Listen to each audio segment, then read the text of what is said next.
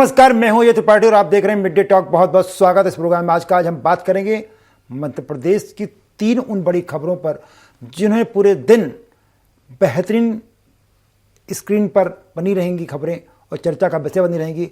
पहली खबर है कि मध्य प्रदेश के मुख्यमंत्री डॉक्टर मोहन यादव ने आज प्रेस कॉन्फ्रेंस करके प्रगति योजनाएं, जो सेंट्रल फोकस्ड प्रोग्राम से उनकी जो प्रगति, उसके बारे में चर्चा की है।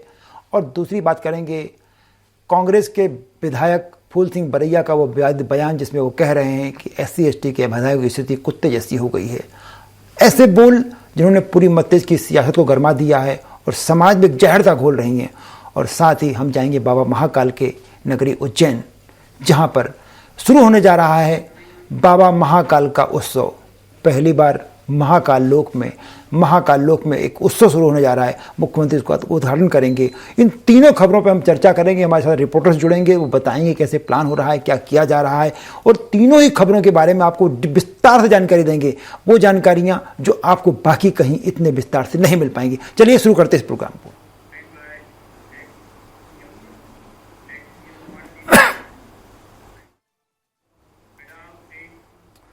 मुख्यमंत्री डॉक्टर मोहन यादव ने आज एक प्रेस कॉन्फ्रेंस करके उन योजनाओं की जानकारी दी जो योजनाएं केंद्र की मदद से चल रही हैं। असल में प्रधानमंत्री नरेंद्र मोदी जी ने एक नया प्रयोग किया है। उन्होंने एक नया प्लेटफॉर्म तय किया है सरकार ने। उसका नाम है 2015 में तय हुआ था ये। उसका नाम है प्रगति प्लेटफॉर्म। प्रगति प्लेटफॉर्म एक ऐसा औजार है, एक ऐसा टूल्स है, एक ऐसा स्पेस है जहां पर उन योजनाओं की, जो योजनाएं केंद्र की मदद से चल रही हैं पूरे देश में, हर राज्य में, उन पर क्या प्रगति हुई है, उनमें क्या समस्या आ रही है, उनमें क्या हो रहा है, वो सारी बातें बताई जाती हैं। और उस सिलसिले में सभी राज्यों को स्पष्ट निर्देश हैं कि वो अपनी डेवलपमेंट प्रगति की जानकारी प्रगति प्लेटफॉर्म पर देते रहें। एक अद्भुत चीज़ है जिसके बारे में कहा जा सकता है कि पहली बार ऐसा हो रहा है कि जब देश में चल रही योजनाओं की जानकारी आम आदमी को पता होती है कि जो प्रोजेक्ट चल रहा है, जो प्लान चल रहा है, उसमें कितना काम हो चुका है, कितना पैसा खर्च हो चुका है, कब तक कंप्लीट होगा, उसमें दिक्कतें क्या आ रही हैं। और प्रगति प्लेटफॉर्म और उसी कड़ी में मध्य प्रदेश में योजनाएं चल रही हैं, उस पर डॉक्टर मोहन यादव ने बात की। और डॉक्टर मोहन यादव ने योजनाओं के बारे में बताया कि प्रगति प्लेटफॉर्म पर पूरी चर्चा किस तरह से हुई और किस तरह काम चल रहा है, किन किन प्रोजेक्ट में काम हो रहा है। इस सारी जानकारियां मुख्यमंत्री डॉक्टर मोहन यादव ने बताई है। हम पहले देखते हैं मुख्यमंत्री ने क्या कहा है। केंद्र के बीच में और केंद्र योजनाओं में रेल मंत्रालय की 14 परियोजना, सड़क मंत्रालय की 13 परियोजना, विद्युत मंत्रालय की 5 योजनाएं और रिन्यूएबल एनर्जी को तो ऐसा प्रोत्साहन दे रहे हैं कि हमारे यहाँ सबसे भाग्य से इसी तीनों तरह की रिन्यूएबल एनर्जी की संभावना है। और वनों के मसले भी हमारे पास बहुत है, लेकिन वनों के मामले में भी, और ये प्रधानमंत्री जी की उदारता भी है कि हमारे यहाँ राज्य में आके चीते भी छोड़ते और जन्मदिन भी मनाते हैं। ये हमारे लिए सौभाग्य की बात है। PM मित्रा पार्क के माध्यम से हमारा पूरा ये कपास का किसानों का 6 लाख किसानों का जीवन बदलने का कितना बड़ा निर्णय है। और केंद्र योजनाओं में रेल मंत्रालय की 14 परियोजना। निश्चित रूप से जैसा मुख्यमंत्री कह रहे हैं कि ये प्रधानमंत्री जी की उदारता है, मध्य प्रदेश के प्रति उसका स्नेह है। और इसीलिए कहा जा, चुनाव के समय पहले कहा जा रहा था कि मध्य प्रदेश के मन में मोदी है और मोदी जी के मन में MP है। और उसको प्रधानमंत्री ने साबित किया है। जैसा कि मुख्यमंत्री ने बताया आज कि कितने सारे रेलवे के प्रोजेक्ट चल रहे हैं, बाकी योजनाओं के प्रोजेक्ट चल रहे हैं। मित्र पार्क की योजना उन्होंने यहाँ शुरू की। प्रधानमंत्री ने अपना जन्मदिन मनाने की बजाय मध्य प्रदेश में की धरती पर चीते छोड़ किया। ये दर्शा रहा है कि प्रगति की एक नई दिशा, विकास का एक नया खाका खींचा जा रहा है। और इस खाके के साथ मध्य प्रदेश का एक ऐसा स्वर्णिम मध्य प्रदेश तैयार हो रहा है जिसकी कल्पना, जिसकी संरचना के आकल्पन जो किया गया है वो मध्य प्रदेश बनने जा रहा है। इस बड़े मुद्दे पर चर्चा करने के लिए मेरे साथ संदीप जुड़ रहे हैं। संदीप और बताएंगे कि आखिरकार मुख्यमंत्री ने और क्या क्या कहा है। संदीप, आज जिस तरह की चर्चा हुई, आपको वहां पर मौजूद थे, आपने देखा मुख्यमंत्री जी ने और किन किन मुद्दों पर, किन खास मुद्दों पर फोकस किया? बिल्कुल, देखिए अजय जी, सबसे अहम जो शुरुआत की वो CS अनुराग जैन ने की। और मुख्यमंत्री डॉक्टर मोहन यादव ने भी उन्हें याद दिलाया क्योंकि ये जो प्रगति डॉक्टर मोहन यादव ने भी उन्हें याद दिलाया क्योंकि ये जो प्रगति प्लेटफॉर्म है, जो गति शक्ति योजना है, सबसे पहले MP कैडर के IAS अफसर अनुराग जैन, जो कि अब मध्य प्रदेश के CS भी हैं, उन्होंने ही PMO में ये योजना शुरू की थी। और उसका श्रेय भी आज मुख्यमंत्री डॉक्टर मोहन यादव ने उन्हें दिया। और ये ये भी कहा कि ये गौरव की बात है कि जो अब वो हमारे मध्य प्रदेश के सीएस भी हैं और मध्य प्रदेश की जो मॉनिटरिंग हो रही है प्रगति प्लेटफॉर्म की, वो उसमें भी उनकी भागीदारी शामिल है। मुख्यमंत्री डॉक्टर मोहन यादव ने पूरी योजनाएं बताते हुए कहा कि अभी तक जो प्रगति प्लेटफॉर्म है 108 परियोजनाएं जो है अब तक मध्य प्रदेश में पूरी हो चुकी हैं, चाहे वो रेल मंत्रालय की बात हो, विद्युत मंत्रालय की बात हो या फिर रिन्यूएबल एनर्जी की बात हो।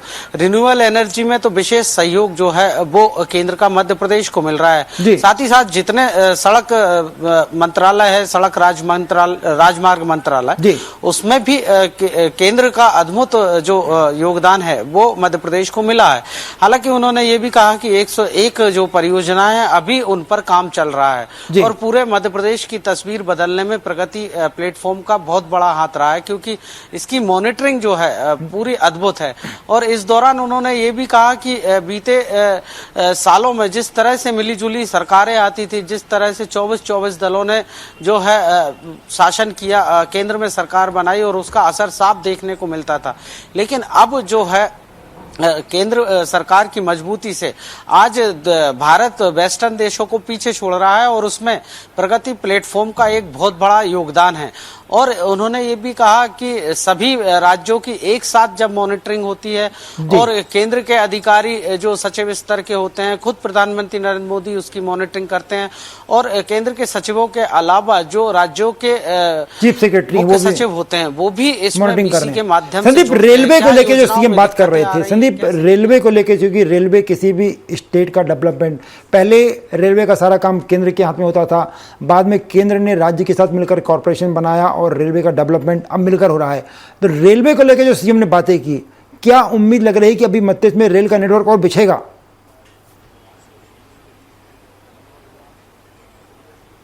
जी बिल्कुल अजय जी, जो मध्य प्रदेश में अगर बात की जाए तो 1850 करोड़ की रेल परियोजनाएं जो हैं वो मुख्यमंत्री डॉक्टर मोहन यादव का कहना था कि वो या तो पूरी हो चुकी हैं या फिर पूरी होने जा रही हैं। उन्होंने इसके लिए गोंदिया महाराष्ट्र से लेकर जो बेल्ट है, मंडला, नैनपुर, सिवनी और छिंदवाड़ा से नागपुर के रास्ते जो योजना मिली है उसका जिक्र किया। इसके अलावा जो ललितपुर से लेकर सिंगरौली जो योजना है और इसके अलावा जो बीना कॉरिडोर जो कि जाएगा उज्जैन तक, उसको लेकर भी उन्होंने चर्चा की कि रेल नेटवर्क के मामले में शानदार काम मध्य प्रदेश में हुआ है। और बीते एक दशक में जिस तरह से प्रधानमंत्री नरेंद्र मोदी ने रेल परियोजनाओं को लेकर मध्य प्रदेश में जो गंभीरता दिखाई है, जो सौगातें दी हैं, उसको लेकर रेलवे में जो है खासी वृद्धि हुई है नेटवर्क में। रिन्यूएबल एनर्जी को लेकर आप बता रहे थे, रिन्यूएबल एनर्जी को लेकर सीएम ने बात की, क्योंकि वैकल्पिक स्रोत ऊर्जा का अब रिन्यूएबल एनर्जी बचा है और प्रधानमंत्री खुद उस पर, मुख्यमंत्री जी खुद उस पर बहुत टारगेट कर रहे हैं। मुख्यमंत्री ने क्या बताया रिन्यूएबल एनर्जी को लेकर, कितना काम चल रहा है मध्य प्रदेश में?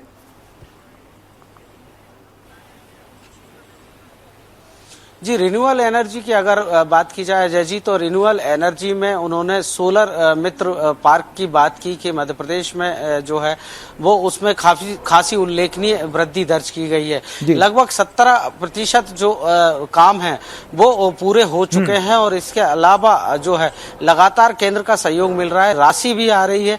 और जिस तरह से सोलर एनर्जी को लेकर काम मध्य प्रदेश में हुआ है अद्भुत, उसे बताते हुए मुख्यमंत्री डॉक्टर मोहन यादव ने इसकी तारीफ भी की है कि एक वैकल्पिक स्रोत ऊर्जा का एक नया विकल्प ढूंढा जा रहा है। बिल्कुल संदीप, निश्चित रूप से जो मुख्यमंत्री आप बता रहे हैं, जिस तरह से समीक्षा हो रही है और स्वाभाविक रूप से मध्य प्रदेश की अच्छी बात है कि इस योजना का, गति शक्ति योजना का प्रगति प्लेटफॉर्म बनाने को एक जिसके जो क्रिएटर थे अनुराग जैन जी आजकल मध्य प्रदेश के चीफ सेक्रेटरी हैं, तो स्वाभाविक रूप से जैसा आपने बताया, जो मुख्यमंत्री जी ने कहा कि मध्य प्रदेश आने वाले दिनों में रेलवे के क्षेत्र में, ऊर्जा के क्षेत्र में, सड़क के क्षेत्र में एक नई उपलब्धि के साथ खड़ा होगा, नया माइलस्टोन बन जाएगा। संदीप, बहुत बहुत शुक्रिया आपका, धन्यवाद सारी जानकारी देने के लिए।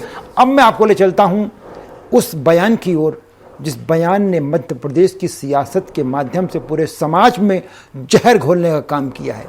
और यह बयान दिया है मध्य प्रदेश की सत्ता में आने की कोशिश कर रही लगातार कांग्रेस के एक विधायक ने। वो विधायक जिनका नाम है फूल सिंह बरैया। फूल सिंह बरैया जो कभी बसपा के साथ हुआ करते थे, फूल सिंह बरैया जो कभी भाजपा के साथ हुआ करते थे, फूल सिंह बरैया जिन्होंने कभी अपनी खुद की पार्टी बना ली, आजकल वो फूल सिंह बरैया कांग्रेस के साथ हैं। फूल सिंह बरैया कांग्रेस के वो एमएलए हैं जिन्होंने कहा था कि अगर लोकसभा में बीजेपी क्लीन स्वीप कर लेगी तो अपना मुंह काला कर लेंगे, और आखिरकार उसकी नौटंकी भी हुई। वही फूल सिंह बरैया एक बार फिर एक ऐसा बयान दिया है जिस बयान की तारीफ, जिस बयान का समर्थन मुझे नहीं लगता कि उनके खुद के पक्ष के लोग या उनके समाज के लोग कर सकते हैं। मैं आपको सुनवाता हूं पहले फूल सिंह बरैया का बयान, फिर हम बात करेंगे। हमारे विधायक, हमारे पार्लियामेंट मेंबर बोलते क्यों नहीं है? क्योंकि वो जॉइंट इलेक्टोरेट से आए हैं, वो बोल नहीं सकते हैं। बाबा साहेब अम्बेडकर ने कहा था, बाबा साहेब अम्बेडकर ने इसके ऊपर कहा था कि जॉइंट इलेक्टोरेट में प्रवेश करने के बाद हमारे प्रतिनिधि कैसे हो जाएंगे? जैसे कुत्ते के मुंह पर बंधी पट्टी। ठीक है, तो इसका कारण क्या है कि कुत्ते को भौंकने की छोड़िए, काटने की छोड़िए कुत्ते को, कुत्ता भौंक भी नहीं पाएगा। ये बाबा साहेब अम्बेडकर ने उसी समय कह दिया था। फिर क्या कहा था कि इनके ऊपर से उम्मीद हटा देना, उम्मीद लगाना, पढ़े लिखे लोग आगे बढ़ेंगे, वो कुछ करेंगे। जो आज हम लोग बैठे, तो देखिए क्या बयान दे रहे हैं उस पर। देखिए उस मुद्दे पर मुख्यमंत्री डॉक्टर मोहन यादव ने काउंटर किया है। मोहन यादव जी क्या कह रहे हैं, मैं सुनते फिर बात करता हूं मैं आपसे। खासकर उनकी दल के अंदर उनने कहा कि हमको ये विचार करना चाहिए और क्या क्या बोले हैं। मैं उनके दल के अंदर तो नहीं बोलूंगा, लेकिन हमारे दल के अंदर से बता सकता हूं। हमारे अपने राज्य के अंदर, हमारे देश के अंदर हमारे दल ने पहली बार आदिवासी बहन को राष्ट्रपति पद तक पहुंचाया। ये हमारे दल ने किया। निश्चित रूप से फूल सिंह बरैया का बयान किसी को भी मन दुखी कर देने वाला सकता है। असल में कांग्रेस के उस एजेंडे की तरफ वो धीरे धीरे झुक रहे हैं जिस एजेंडे ने 2002 में कांग्रेस ने लागू किया था और वो एजेंडा फेल हो गया था, दलित एजेंडा। वही फूल सिंह बरैया एक बार फिर उस मार्ग पे हैं। फूल सिंह बरैया खुद चूंकि चंबल इलाके से आते हैं जहां सियासत इसी आधार पर चलती है, और इसीलिए मैं आपको ले चलूंगा सीधे चंबल इलाके में। हमारे साथी विनोद वहाँ मौजूद हैं और विनोद से हम चर्चा करेंगे, बातचीत करेंगे। विनोद जी, आप तो पिछले 30-32 साल से फूल सिंह बरैया को देख रहे हैं। शून्य से शिखर पर पहुंचे बरैया जी सिर्फ एक कारण से, उनका ये बोल जो है, जिस तरह से गंदा बोलते हैं वो, 90 में और आज के बरैया में आपको कोई अंतर लगता है? देखिए त्रिपाठी जी, इनका हमेशा से ही जो बयान रहे हैं वो बड़ा चर्चित बयान रहे हैं, और जो भी बोलते हैं वो उसको लेकर समाज में बेहद निंदा भी होती है। और ऐसा नहीं उसको लेकर केवल जो सवर्ण समाज ही बयान को लेकर दुखी होता हो, बल्कि इनके खुद के समाज के लोग भी उनके बयानों को पचा नहीं पाते हैं। कई बार वो इस तरह के बयान दे चुके हैं जो लोग सोचते हैं कि आखिर ये बरैया बोल क्या रहे हैं, इनको हो क्या गया है, आखिर दलित एजेंडा इतना कैसे। देखिए ग्वालियर चंबल अंचल में आपने ठीक कहा कि जातीय राजनीति होती है, इसमें कोई दो राय नहीं है, और लगातार फूल सिंह बरैया ग्वालियर चंबल अंचल में जातीय राजनीति करते रहे हैं और वो हमेशा से हमला करते रहे। आपको याद होगा जब दतिया में चुनाव हुआ तो ब्राह्मण समाज की महिलाओं को लेकर भी उन्होंने ऐसा बयान दिया था कि उन्हें फिर बाद में माफी मांगनी पड़ी, लेकिन लोगों ने कहा कि ये ठीक नहीं है, और उनके समाज के लोगों ने भी कहा। और अब जिस तरह से वो कह रहे हैं कि उनका जिस तरह से उनके जो समाज के लोग हैं उनको अगर विधायक और सांसद बना दें तो उनकी हालत कुत्ते जैसी हो जाती है, तो इससे भी लोग सहमत नहीं है, उनके खास समाज के भी लोग सहमत नहीं है, SC ST के लोग भी सहमत नहीं है कि ये आखिर क्या बोल दिया। हो सकता है उन्होंने कुछ अनुभव किया हो, लोगों का ये भी कहना है, लेकिन जो सेपरेट इलेक्टोरल की बात कर रहे हैं, जॉइंट की बात कर रहे हैं, हाँ अंग्रेजों के शासन काल में हुआ करता था सेपरेट, लेकिन उसके बाद ये प्रथा खत्म कर दी गई थी, जो परंपरा, अब उसकी वो मांग करते हैं। दूसरी तरफ वो हमेशा से ही वो यह बयान देते हैं, उन्होंने चुनाव में कहा कि मेरा मुंह काला कर देना अगर बीजेपी सरकार में आ जाए, हाँ। उसके बाद फिर उस पर हंस के चले गए। तो कई ऐसे बयान वो दे देते हैं कि वो खुद भी नहीं जानते कि उनको कहना क्या है, बस उनको मीडिया में बने रहना है। मुझे लगता है कि फूल सिंह बरैया अपनी पॉलिटिक्स को बनाए रखने के लिए किसी भी हद तक जा चले जाते हैं, क्योंकि वो उन्होंने बहुजन समाज पार्टी में चले गए। अगर आपको इतना चिड़सी तो आप भाजपा में क्यों आ गए? उन्होंने अपनी खुद की पार्टी बना ली, उसके बाद वो कांग्रेस में भी आ गए, तो उनका ये डामाडोल स्थिति बनती। विनोद, मुझे लगता है कि वो खुद एक स्थिर मन के व्यक्ति नहीं है और इसीलिए वो फायदा उठाने की कोशिश करते हैं कि उस समाज को बरकराने की कोशिश करते हैं। और इसीलिए उनके बोल जो है कई बार जहरीले हो जाते हैं। बिल्कुल, देखिए वो जैसा आपने बताया बहुजन समाज पार्टी में रहे, बीजेपी में रहे, उनकी खुद की समता पार्टी उन्हें बनाई और फिर वो कांग्रेस में आ गए। वो एक जगह नहीं रुक पाते क्योंकि उनका जो बड़बोलापन है, उनका जो बयान है, वो हमेशा उनको परेशानी में डाल देता है। बहुजन समाज पार्टी में भी वो लगातार इस तरह के बयान देते रहे। जब मान्यवर काशीराम जी थे उस समय तो उनके बयानों को सहन कर लिया जाता, लेकिन जैसे ही मायावती आई तो उन्होंने उनको इस बात के लिए रोकना शुरू कर दिया कि आप जो उल्टे सीधे बयान देते हैं इससे एक व्यक्ति वर्ग जो है वो छिटक रहा है। उसके बाद उन्होंने पार्टी छोड़नी पड़ी उनको, आपको भी पता है। फिर वो अपनी पार्टी बनाई, उसमें भी उनको जनादेश नहीं मिला, फिर वो बीजेपी में चले गए और अब कांग्रेस में आकर वो ये दलित राजनीति करना चाहती है। अक्सर ग्वालियर में भी आप देख रहे होंगे, चाहे बी एन राव सर की बात हो या अम्बेडकर की बात हो, हमेशा वो इस तरह का एक बयान दे देते हैं जिससे लोगों में आक्रोश और जो तनाव की स्थिति बनी रहती है। और फूल सिंह बरैया ऐसा नहीं है कि उनको पता नहीं हो, वो बड़ा अध्ययन करते हैं, सोच समझते हैं और सोच समझ के ऐसा बयान देना चाहते हैं जिससे उनकी बात को लोग सुने और उनकी चर्चा कहीं ना कहीं बनी रहे, लेकिन ऐसा होता नहीं है। वही मैंने आपसे कहा कि अपना खुद का वजूद बनाए रखने के लिए उस पॉलिटिकल प्लेटफॉर्म का उपयोग करते हैं जिस पॉलिटिकल प्लेटफॉर्म पे बैठे होते हैं। विनोद, बहुत धन्यवाद आपका हमसे चर्चा करने के लिए, और नजर बनाए रखिएगा इस खबर का, इस चर्चा का क्या असर होता है ग्वालियर चंबल में, पूरे प्रदेश में। अब मैं आपको ले चलता हूं महाकाल की नगरी उज्जैन। बाबा महाकाल को लेकर के उत्सव शुरू होने जा रहा है। पहली बार महाकाल में 5 दिवसीय महाकाल उत्सव शुरू हो रहा है। मुख्यमंत्री डॉक्टर मोहन यादव का शुभारंभ करेंगे और आपको मेरे चलता हूं, आप बात करेंगे। मयंक हमारे साथ मौजूद होंगे, उनसे समझने की कोशिश करेंगे कि इस महाकाल के लोक उत्सव में क्या क्या होगा, क्या तैयारियां हो गई हैं और क्या क्या कार्यक्रम दिखाया जाएगा। उसके पहले देखिए, मैं आपको एक सुनवाता हूं कि इस पूरा कार्यक्रम में होने क्या जा रहा है। उज्जैन में 5 दिवसीय आज से महाकाल उत्सव की जो है शुरुआत होना है और अभी मैं महाकाल लोक में खड़ा हूं। आप देख सकते हैं जो तैयारियां हैं उनको अंतिम रूप दिया जा रहा है और एक बड़ा सा स्टेज बनाया है जो इसी पर जो कार्यक्रम आयोजित होना और पूरे हजारों श्रद्धालुओं की बैठने की जो व्यवस्था यहाँ पर की गई है। और जो है शंकर महादेवन जो अपनी प्रस्तुति अपने 2 पुत्रों के साथ में यहाँ पर देंगे। इसी के साथ में इंडोनेशिया व श्रीलंका से आए कलाकार भी निश्चित रूप से, जैसा कि आपको पहले दिखा रहे थे, मयंक दिखा रहे थे, मैं एक बार मयंक से जुड़ते हैं हम लोग और मयंक से पूछते हैं कि वहाँ क्या तैयारी हो गई है। मयंक, आपको मेरी आवाज आ रही है? जी बिल्कुल सर। महाकाल में महाकाल का उत्सव पहली बार होने जा रहा है। बाबा महाकाल के चरणों में सरकार सादर समर्पित है और मुख्यमंत्री खुद पहुंच रहे हैं। लोगों में वहां कैसा उत्साह है? उज्जैन के लोगों में बाहर से कौन कौन लोग आ रहे हैं जो आएंगे परफॉर्म करने? उनके अलावा क्या भक्तों का मेला भी वहां लग रहा है जो इस प्रोग्राम को देखेंगे?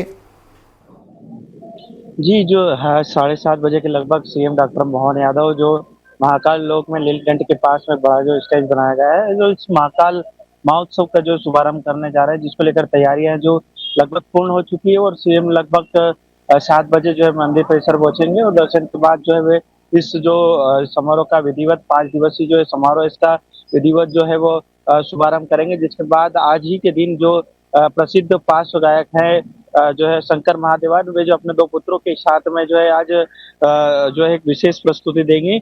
और उसके बाद से लगातार जो प्रस्तुतियों का जो दौर रहेगा वह जारी रहेगा। अन्य स्टेट व जहाँ तक की बात कर ले, विदेशों से भी जो कलाकार इसमें जो शामिल होने आ रहे हैं, श्रीलंका व इंडोनेशिया के कलाकार इस कार्यक्रम में शामिल होंगे। और जो ये महोत्सव है लगभग 5 तारीख तक 18 जनवरी तक जारी रहेगा। इसी के साथ मध्य प्रदेश सरकार के कैबिनेट मंत्री सहित उज्जैन के सांसद, विधायक व अन्य जो इसमें शामिल होने जा रहे हैं। साथ में जो कार्यक्रम का मुख्य आकर्षक रहेगा वह शिवहम जो प्रस्तुति जो शंकर महादेवन आज जो देने जा रहे हैं, वो अपने दोनों पुत्र सिद्धार्थ और शिवम के साथ जो है शिव भक्ति से अद्भुत संगीत नृत्य में जो प्रस्तुत देंगे। उसी के साथ जनजाति व लोक कला प्रस्तुतियां भी होना है। जो स्वाभिमान पर्व 2026 की भावना के अनुरूप ये कार्यक्रम जो आयोजित होना है, जो पहली बार उज्जैन में आयोजित हो रहा है। और मकर संक्रांति के दिन ही इसकी जो है शुरुआत हो रही। जनजाति जो लोकनाट्य की श्रृंखला में जो है जो मध्य प्रदेश के अलग अलग जनजाति कलाकार इसमें जो है प्रस्तुति देंगे। उसी के साथ में अन्य जो कला हुआ, अन्य जो एक थोड़ा सा, चलिए प्रोग्राम तो बहुत अच्छा बता रहे हैं आप, क्योंकि बड़ा उत्सव है, बाहर से लोग आ रहे हैं, तमाम दर्शक होंगे, सिक्योरिटी सुरक्षा बाकी इंतजाम कैसे किए गए हैं? जी, बात कर ले सिक्योरिटी की, तो ये जो पूरा कार्यक्रम में जो महाकाल लोक है उससे लगा हुआ त्रिवेणी संग्रहालय और महाकाल लोक दोनों जगह पर होना, मंदिर के पास खुद के पास जो सिक्योरिटी की बात कर ले तो 1000 से ज्यादा सिक्योरिटी गार्ड है और उसी के साथ 25 से ज्यादा बंदूकधारी गार्ड होने के साथ ही मंदिर तो जो है अपनी सुरक्षा के लिए चाक चौबंदी है, अन्य व्यवस्था के लिए, जिसमें महाकाल की सिक्योरिटी भी मंदिर के पास, महाकाल लोक की सिक्योरिटी भी मंदिर के पास होती है। उसी के साथ में अलग से जो है जिला पुलिस बल का जो गार्ड इसमें जो है तैनात रहेगा और जिला पुलिस के बल के लगभग बड़ी संख्या में जो पुलिस बल इसमें तैनात रहेगा और सिक्योरिटी का जो है चप्पे चप्पे पर पुलिसकर्मी जो अभी से ही जो है प्रमुख चौराहों पर देखने को मिल रहे हैं और किसी प्रकार की परेशानी ना हो, इसका जो विशेष जो है जो तैयारी की गई है और इसमें जो रिहर्सल भी की गई है। उसी के साथ में प्रशासन की जो मजिस्ट्रेट होने की भी ड्यूटी लगाई गई है और कार्यक्रम को सफल बनाने के लिए किसी तरह की परेशानी हो उसका विशेष जो ध्यान रखा गया है। कि बाबा महाकाल के दर्शन करने वालों को क्या सुविधा पूरी मिलती रहेगी, उस समय दर्शन चलते रहेंगे? जी, दर्शन करने वाले किसी श्रद्धालु किसी तरह की परेशानी ना हो, ये जो व्यवस्था बिल्कुल उसी तरह बनाई गई। श्रद्धालु जो आम रोजाना जो दर्शन करते हैं उसी तरह जो श्रद्धालु दर्शन कर पाएंगे। ये जो कार्यक्रम होना, अधिकतर जो कार्यक्रम है वे शाम के समय होना है और कुछ कार्यक्रम जो दिन के होना है वो त्रिवेणी संग्रहालय में होंगे।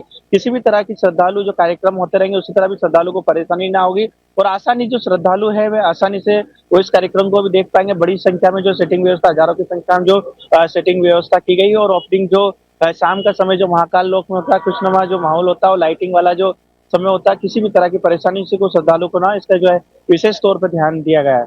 लगातार जुड़ते रहेंगे। स्वाभाविक रूप से बाबा महाकाल की नगरी में एक भव्य आयोजन होगा, उस भव्य आयोजन के साक्षी आप बनिए और बताइए तो रहिए हमको कि समय समय पर कैसा चल रहा है कार्यक्रम। निश्चित रूप से आपको बहुत धन्यवाद। तो मयंक बता रहे थे कि वहाँ पर बड़ा आयोजन जो रहा इसमें तमाम दर्शक होंगे, 1000 लोगों के बैठने की व्यवस्था की गई है। बाबा के चरणों में मध्य प्रदेश की मोहन यादव सरकार का ये समर्पण निश्चित रूप से आने वाले दिनों में एक नया इतिहास बनाएगा। बस ये प्रोग्राम में अभी तक तीनों साथियों का, संदीप, विनोद और मयंक, तीनों आपका बाप हमसे जुड़े, चर्चा की, आपका बहुत बहुत धन्यवाद। बस इस प्रोग्राम को यहीं समाप्त करना चाहूँगा, लेकिन खबरों का सिलसिला चलता रहेगा, इसलिए आप जाइएगा मत, देखते रहिए स्वराज एक्सप्रेस।